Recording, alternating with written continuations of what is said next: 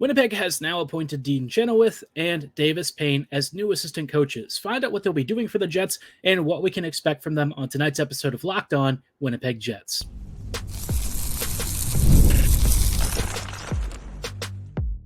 You're Locked On the Hockey Jets, your daily podcast on the Winnipeg Jets, part of the Locked On Podcast Network, your team every day.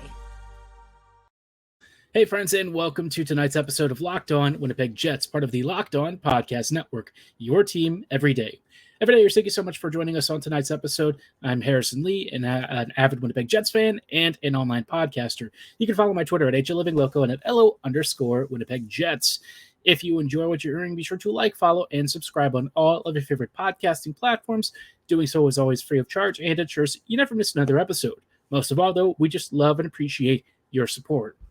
Tonight's episode, I wanted to take some time to talk about our new assistant coaches. Obviously, it is an exciting time for Winnipeg, I guess.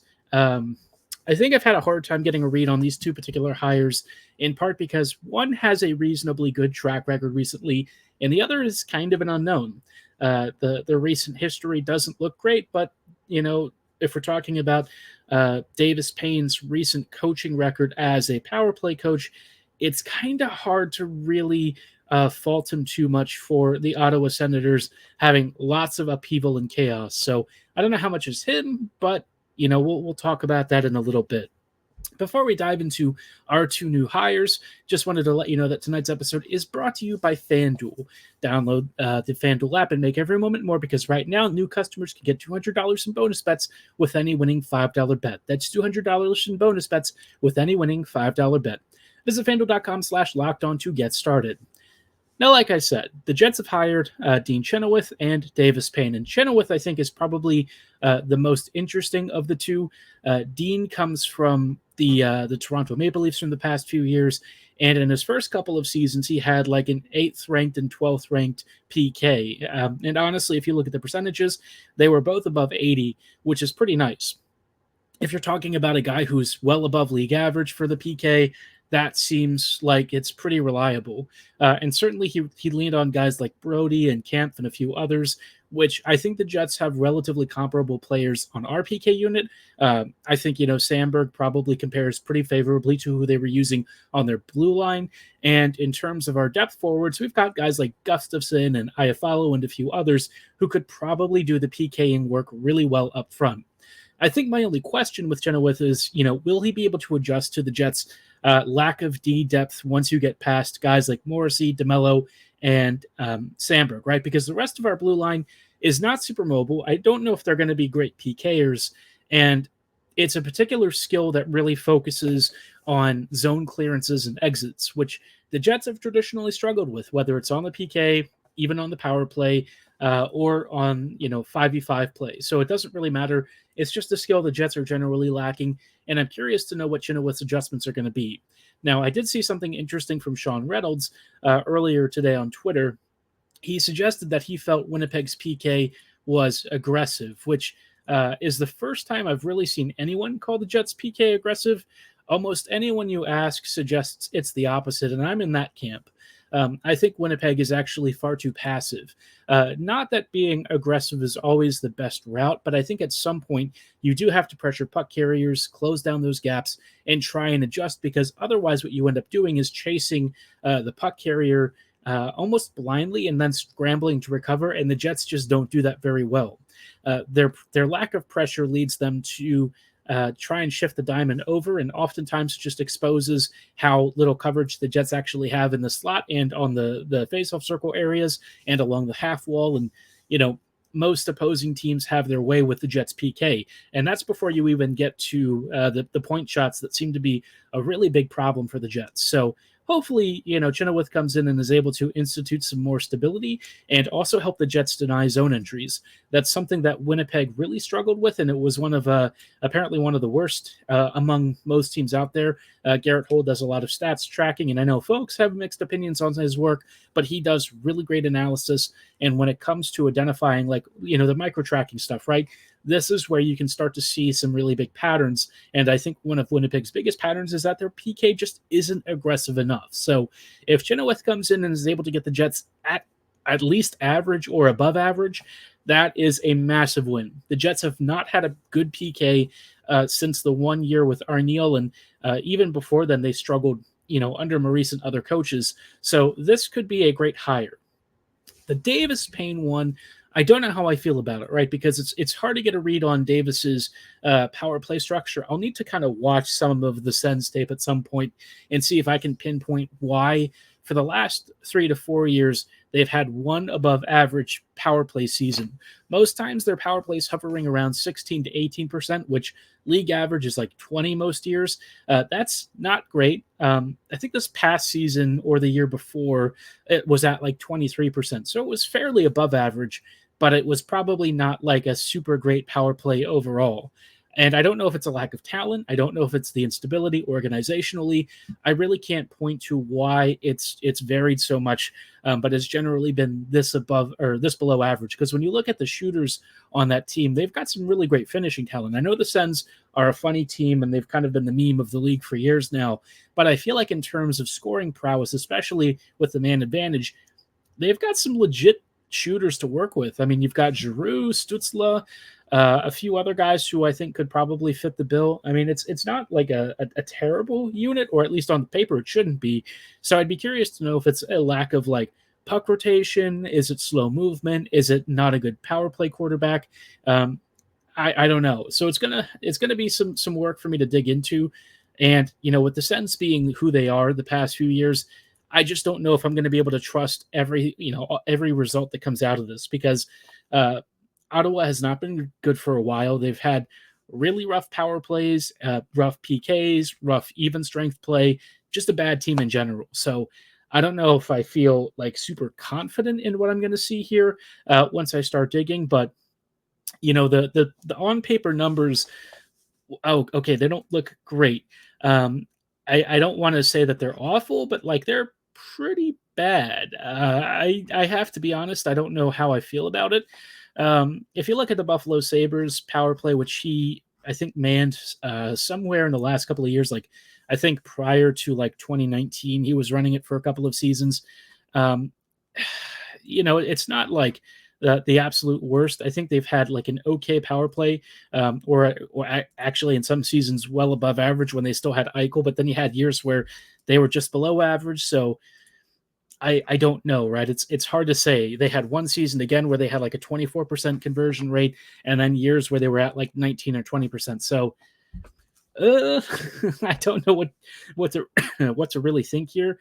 I guess the last really good team that Davis worked for was the Kings, and like that's long enough, almost like getting close to 10 years ago, to the point where I don't know how much I even read into that, right? Not that I want to discount it, but like we're talking about a game that's changed significantly, and I don't want to write off the performance completely, but like the Kings power play for the couple of seasons that he was there was like not particularly above average or super impressive. So, I mean, my general sense is the interview must have been very good, because looking at the statistics for all of these power play units that Payne has been responsible for, it's been kind of it's been a little middling, and none of the teams that he's been an assistant for have typically been associated with like huge man advantage performances. So I don't know.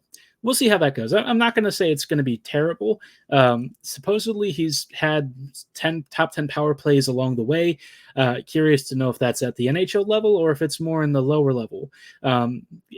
Average you would think would be more middle of the pack and not top 10. So we'll see how that goes. But at least with Chynoweth, I'm pretty confident that he should be able to do a good job with the Jets roster as it is. Payne, we'll see. But hey, if Arniel trusts them and feels like they can do a good job, then I will defer to his judgment. I feel like Arniel kind of has a good sense of things, and so far he hasn't really given me any reason to discount that. So we'll see. Now, in the meantime, obviously, we've been doing a series about expectations for Jets players, and I wanted to focus a little bit more on a couple of players who might be on the third line, perhaps on the fourth. We'll have to see how camp shakes out and what the Jets do roster-wise with some trades. But before we get into all of that, just wanted to let you know about our friends and partners at FanDuel.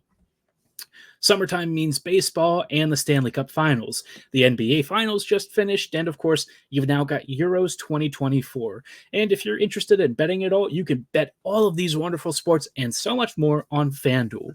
If you think that the Oilers are about to stage a huge comeback in their Stanley Cup Finals, place your bet on that right now because you could potentially become a huge winner. Maybe you have your favorite Euro finalist or perhaps even Euros champion, whether you think France is going to do it, maybe Italy repeats. I'm personally rooting for Romania. They just had a really big game earlier today that I was really impressed by. Obviously, they're not going to get too far, but hey, it's nice to have a little bit of fun along the way. No matter what, though, new customers can get $200 in bonus bets with any winning $5 bet. That's $200 you can use to bet on everything from the finals MVP to who's going to hit one out of the park. Visit FanDuel.com/lockedon and add a big win to your summer bucket list. FanDuel, America's #1 sportsbook. Hey, friends, and welcome back to this episode of Locked On Winnipeg Jets, part of the Locked On Podcast Network, your team every day. Every day, thank you so much for rejoining us on tonight's episode as we are just talking about some fun stuff. The Jets just appointed a couple of new assistant coaches, and also Winnipeg has some expectations, I think, for the upcoming season. And I'm interested to talk about a couple of players more on the depth side of things. We've talked over the past couple of weeks about some big top 6 players. Now I want to focus on the bottom 6. We did Adam Lowry previously, and Mason Appleton and Nikita Chibrikov might be fighting for the same spot, and I want to talk about which one I think might have the inside track. Before we go too much further, though, just wanted to let you know, for all of you Fox Sports or ESPN watchers, if you find yourselves having to turn down the volume because there's too much shouting, you should make the switch to Locked On Sports Today, a free 24/7 sports streaming channel programmed for you daily to bring you the biggest stories without all the screaming. Locked On Sports Today brings you can't-miss analysis, opinions, and news streaming 24/7 on YouTube or the free Amazon Fire TV channels app, all part of the Locked On Podcast Network, your team every day. Now, like I said, Mason Appleton, Nikita Chibrikov, who's going to win the right wing spot on the third line? And look, I got to be honest, right? The Jets have a lot of ways that they could approach this. Appleton is the veteran. He's been the guy who's been here the longest. The team clearly loves him.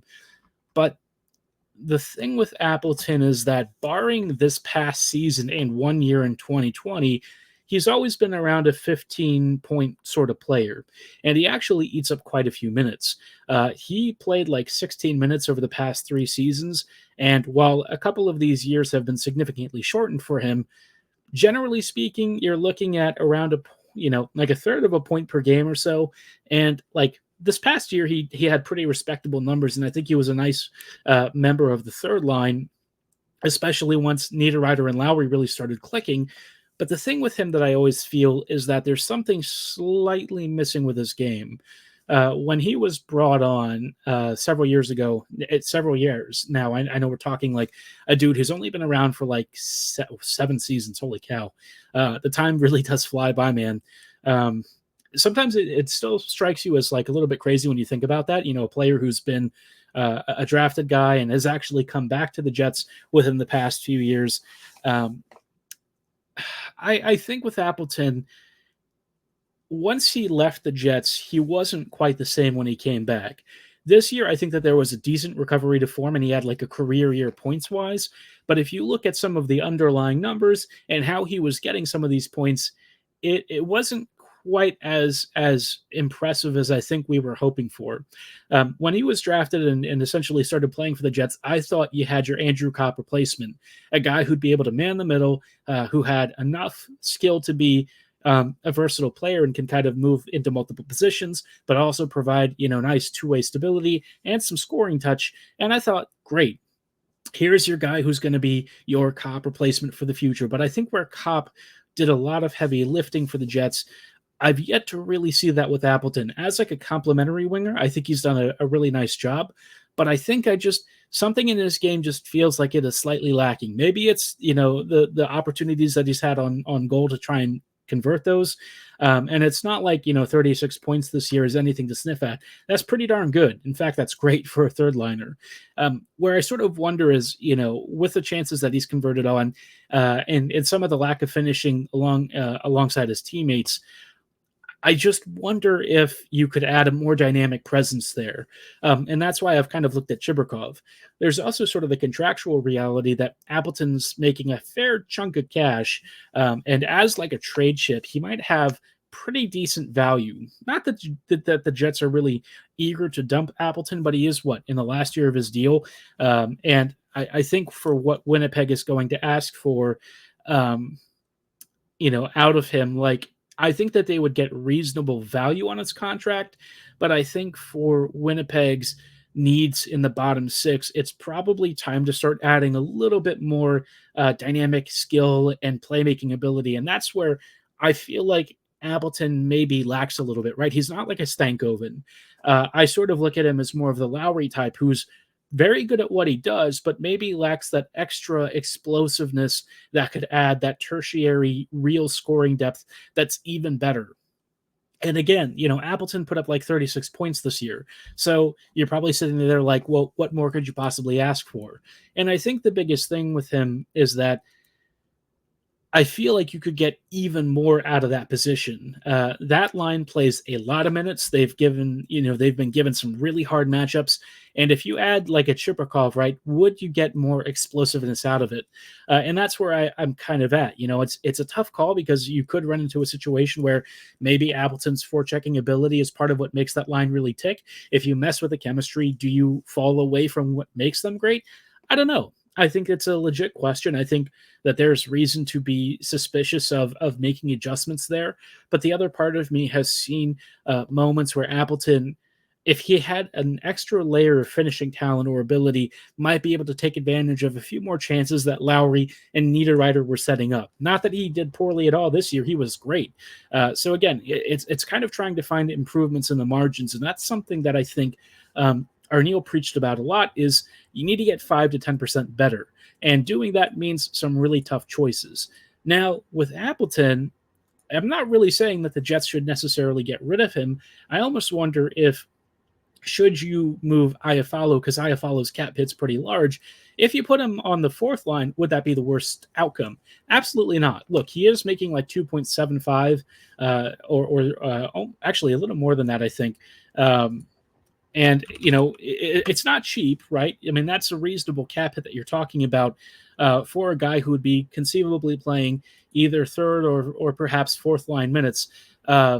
Appleton's actually at like 2.2, so which is not bad, right? That's not terrible. I forgot he signed actually a couple of years. It was like 3 years on this deal. So like 2.2 million, pretty decent, not bad. A little expensive, I think, for what you'd be looking at. But I mean, if you compare it to like what Iafallo is making, I mean, it's really not much to be concerned about. So as like an elite fourth liner, maybe Appleton would make sense there. But I could also see an argument that you've got guys like Gustafsson and Kupari and some other players starting to push those minutes. Maybe you trade Appleton, who's got this year left and is, a 30-ish point player within the past season, for some trade assets, maybe some cap space, and some more roster flexibility to start giving some of your internal prospects more of a chance to open up and get into the lineup. And that's, again, an interesting discussion. I think the one thing I maybe slightly worry about is if you do trade Ehlers, suddenly Appleton might become more of a relied upon presence, because then you have a position where guys are probably going to move up the lineup. You're going to have some players maybe take on elevated roles that perhaps they're not ready for. And this is assuming the Jets don't really acquire anyone, which is not, always the case. But I'm just not really sure where Winnipeg goes with this, right? I think, for me, Appleton's a great fourth liner. I think if you start asking him to handle more responsibilities, I think you're going to be a little bit underwhelmed by some of the outcomes.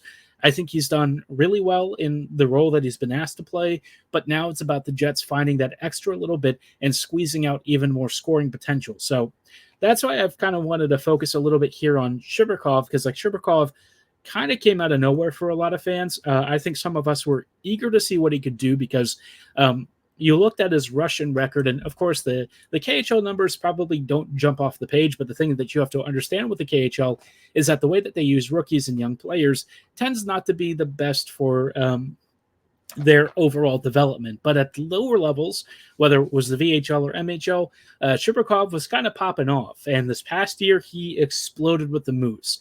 Is it finally his time to make the Jets, and would he replace Mason Appleton? We'll talk about that in just a moment. But before we go any further, just wanted to chat a little bit about Policy Genius.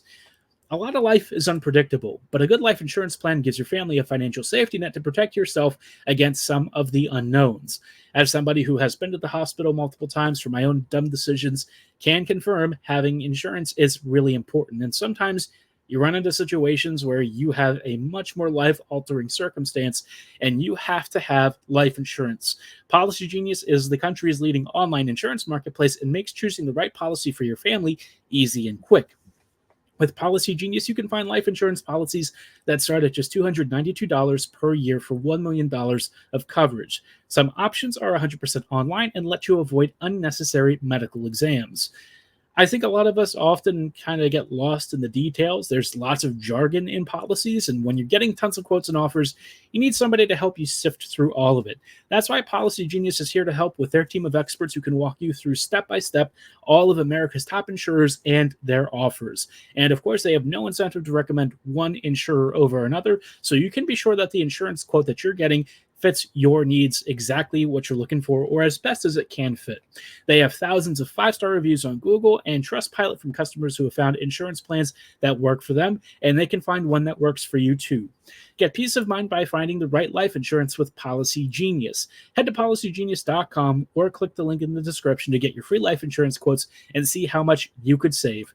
That's policygenius.com.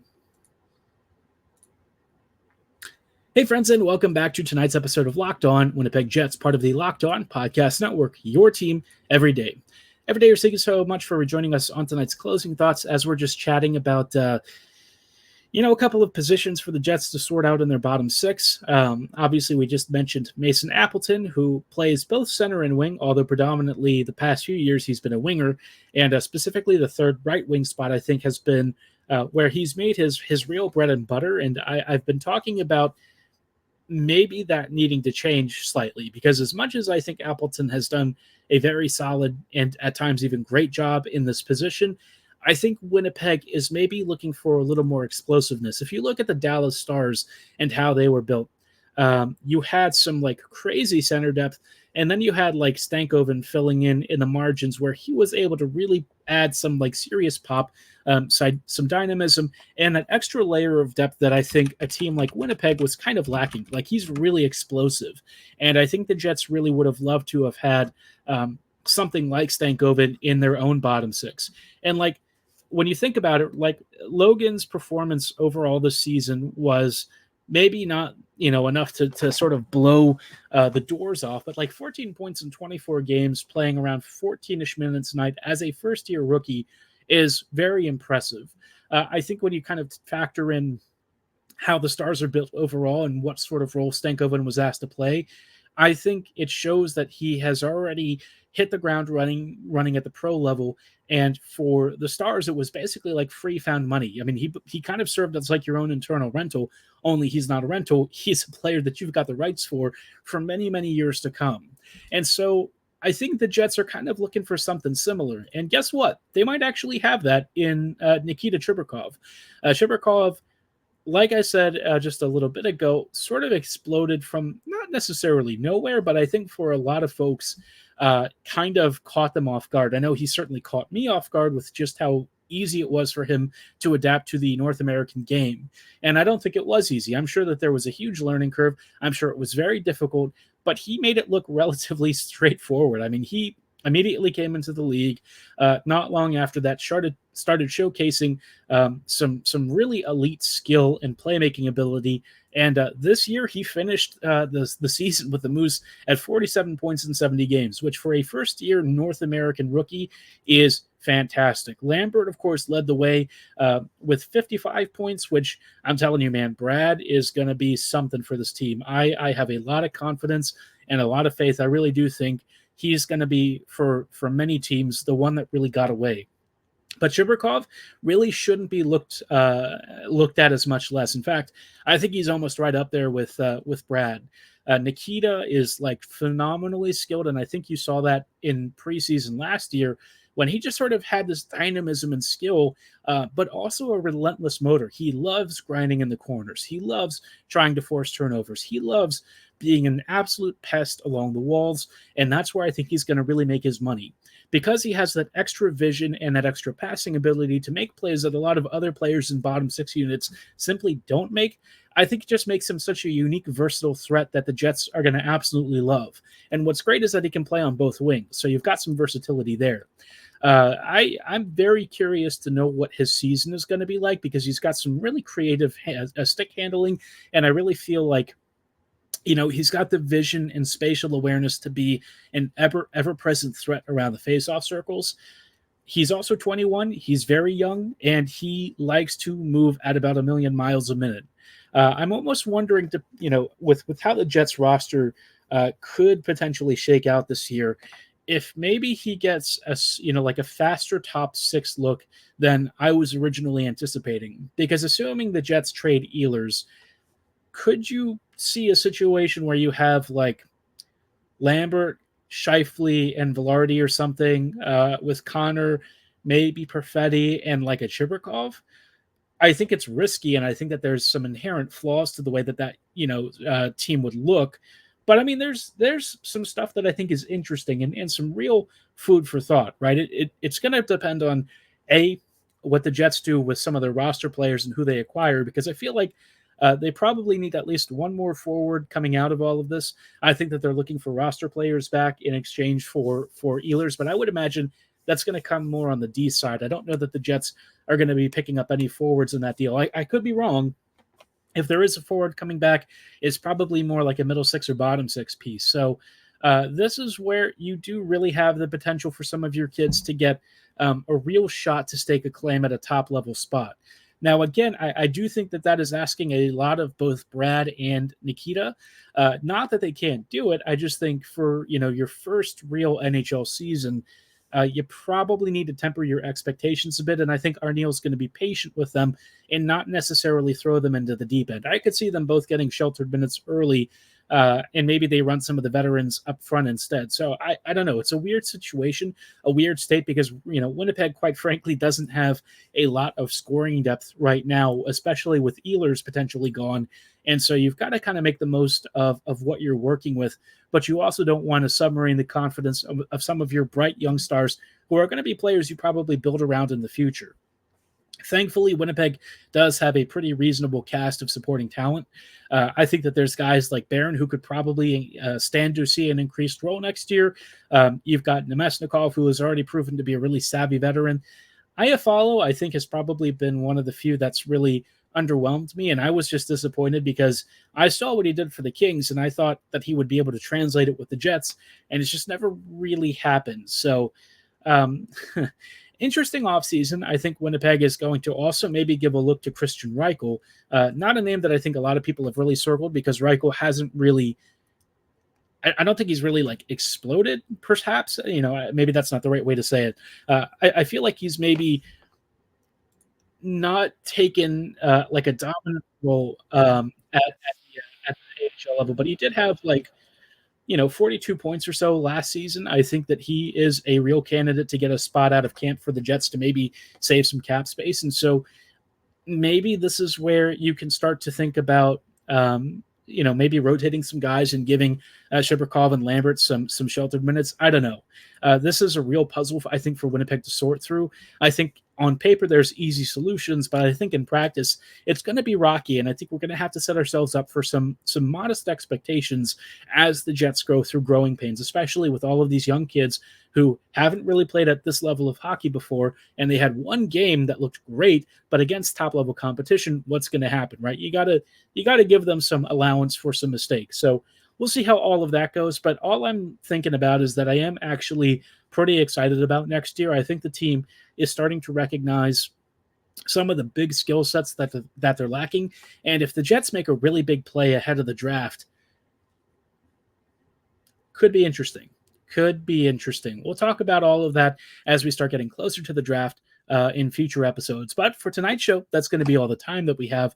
Of course, tomorrow we will have a game 5 of the Stanley Cup Finals, and we'll see how that goes. Maybe the Oilers claw back a second win. Maybe the Panthers finally finish it off, and we actually get a winner. We'll talk about that winner of the game on Wednesday, along with some potentially other draft-related stuff.